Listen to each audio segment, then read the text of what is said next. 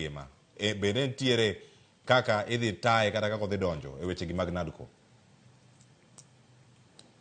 Erokamano Cleophas, ing'e ni kiwacho ni ati od bura mar UDA nonyiewo ji, ing'e ni mano ok en factual, onge adier kanyo, onge kamoro amora ma izore kodi od bura mar UDA nonyiewo legislators. En gima timore waneno ka duond buche nobano piende gima nitiere Azimio nowuok. Mae gima ng'anyo nokelo report mar NADCO. Seth, kanyo wayiere donge?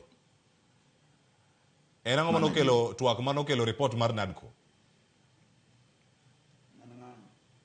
Nen ng'anyo. The protest manotimre. Mano ne biro kaluwore kod dwaro mag Azimio mane lieko kanyo ni nitiere duond buche manobano piendegi kendo nowuok e duond bura mar riwruog siasa mar Azimio mano miyo koro gidong' gi kwan manok e od bura mondo mi Kenya Kwanza yud kwan mathoth e od bura mar kalo chike mopogore opogore. Mano bende yiego koso obedo paro mopogore.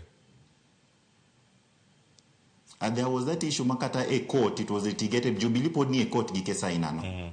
Mar od bura, the constitution mar Azimio kendo gi mar Kenya Kwanza. Some of its members the kweth mar Kenya Kwanza. Aya. Weche mag lobbying ka watieko kaito ang'o ka yueyo kamano Seth. Lobbying generally ing'e ni ka in gi majority e house to ikelo agenda ni e od bura, onego bed ni ing'iyo kaka agenda ni no nyalo kalo mondo mi implement manifesto ni. Mane gima timre world over, kidhi kata parliaments man UK, kidhi e parliaments man USA, mago timore ga kinde ka kinde. So it is upon those mawacho ni ati ginene the laws mukelogi ok gin kare to gibi gi the reasons kendo giket gi parliament mondo gine kaka ginyalo yudo numbers, nikech king'iyo voting in parliament is basically about numbers and the laws miketo kanyo.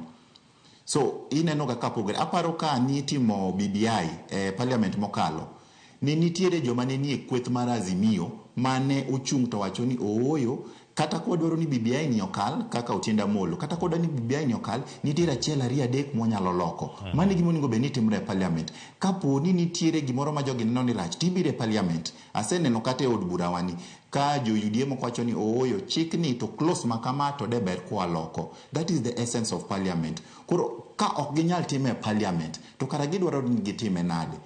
Okinyal wuok oko tidhi e rally tichako wacho ni ka e kuma wadwa time opposition. Opposition onego bed ni bedo organized to ging'iyo kaka ginyalo lobby e parliament mondo mi chike ma giwacho ni ati their closest mok bergi otimgi from parliament.